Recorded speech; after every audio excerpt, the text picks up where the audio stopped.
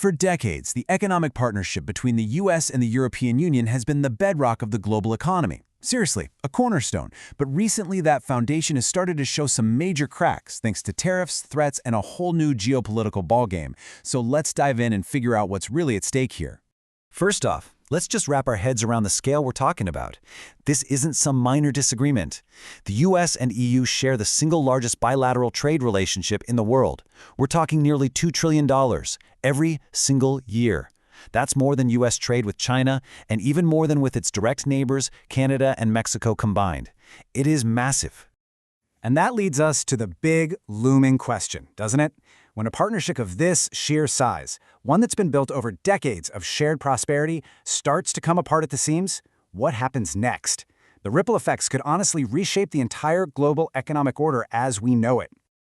To really understand the cracks that are forming today, we have to go back and look at the foundation itself. You see, this incredibly powerful relationship didn't just happen by accident. Nope, it was a deliberate creation, forged in the ashes of World War II to rebuild a continent and, frankly, to stand against a common enemy. The roots here run deep. It all really kicked off with the Marshall Plan back in 1948. The U.S. funded Europe's reconstruction, but with one critical string attached. Europe had to open its markets to U.S. goods. This flooded the continent with dollars, cementing the dollar's role in global trade and kicking off decades of incredible shared growth. But you fast forward to today, and that cozy relationship has vanished. It's been replaced by a growing sense of vulnerability as U.S. policy has become, well, a lot more unpredictable. So what's causing all the friction right now? A lot of it boils down to a single, politically charged word: deficits. But the narrative you often hear about who's winning and who's losing in this trade relationship is, to be blunt, an illusion. Let's break down the real numbers. Okay, so this chart right here, this is what you always see on the news. It shows physical goods. We're talking cars, machinery, things you can put in a box. And yeah, if you only look at this, the US is running a huge trade deficit. Europe sells way more goods to America than it buys back. This is the entire basis for that Europe is winning argument. But that chart conveniently leaves out the other half of the story: services. You know, stuff like tech from Silicon Valley, financial services from Wall Street, intellectual property. When you factor those in, the whole dynamic completely flips. The US runs a massive surplus of over $100 billion. So, the most important point is this. When you look at the whole picture, when you combine both goods and services, the numbers are actually remarkably balanced. This isn't a win-lose game. It's a deeply integrated, mutually beneficial exchange where each side is simply playing to its strengths. But the real story, the real dependency goes so much deeper than trade figures. The true power imbalance is hidden in the wiring of the global financial system, a system that has Europe in what you might call a set of golden handcuffs. This is about so much more than just cargo ships crossing the Atlantic. This is the largest investment relationship on Earth.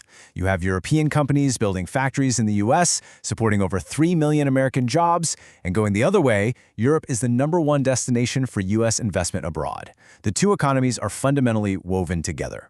And the thing holding it all together is this: SWIFT. Think of it like the financial nervous system for the entire global economy.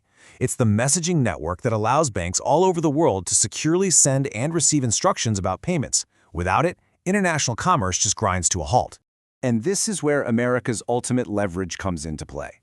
Because most global trade is done in US dollars, almost every major international transaction has to touch the US financial system.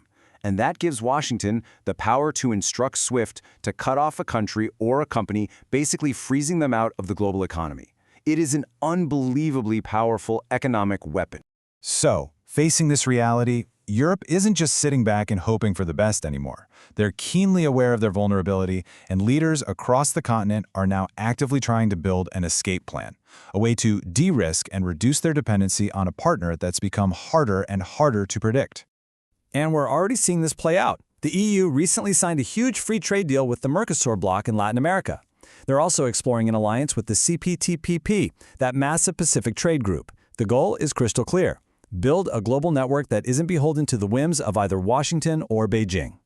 But breaking away would be incredibly painful, especially for Europe's economic engine, Germany. Its entire economy is built on exporting high-end, specialized machinery. And its number one customer, by far, is the United States. A serious trade war would be absolutely catastrophic for German industry and jobs.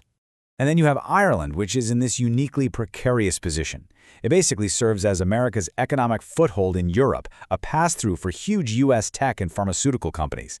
Now that brings a lot of jobs, sure, but it also means a massive portion of Ireland's government budget relies on corporate taxes from these American firms. A split would create an immediate fiscal crisis. So the hard truth, for now, is that the power imbalance is real. Europe's most important industries rely on American customers, its energy security is tied to U.S. gas imports, and its entire financial system is dependent on the dollar. The U.S. would be hurt in a split, no doubt, but it has more options and less direct exposure. Now, this US-EU tension isn't happening in a vacuum. It's all part of a much bigger shift toward a new global order. The entire world is reorganizing into these competing power blocks, forcing everyone else to choose a side or risk getting left out in the cold.